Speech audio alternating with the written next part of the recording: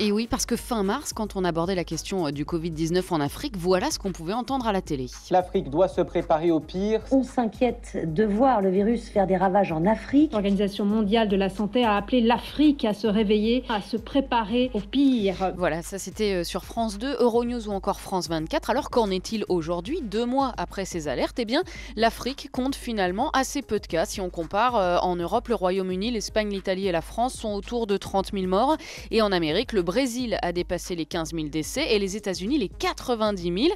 En face, en Afrique, aucun pays n'a connu cet emballement. Le plus touché, l'Égypte compte 612 morts pour 100 millions d'habitants. L'Algérie, 540 décès pour 42 millions d'habitants. Et le pays le plus peuplé, le Nigeria, déplore 176 morts pour près de 200 millions d'habitants. Clairement, c'est très peu par rapport à l'hécatombe qui nous a touchés. Pourquoi ? Eh bien, il y a plusieurs pistes d'explication. D'abord, la jeunesse. 60% de la population en Afrique a moins de 25 ans. L'âge médian, c'est 19 ans et demi, alors que c'est 42 ans en Europe.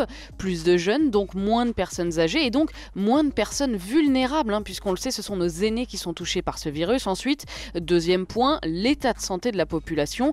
La proportion de la population atteinte de comorbidité, c'est-à-dire diabète, obésité, insuffisance respiratoire, est beaucoup plus faible en Afrique qu'en Europe ou aux États-Unis, notamment dans les pays d'Afrique subsaharienne. Et enfin, dernier point, l'expérience face aux épidémies, choléra, paludisme, rougeole, tout ça jusqu'à Ebola. De nombreux pays ont eu à gérer de telles crises sanitaires.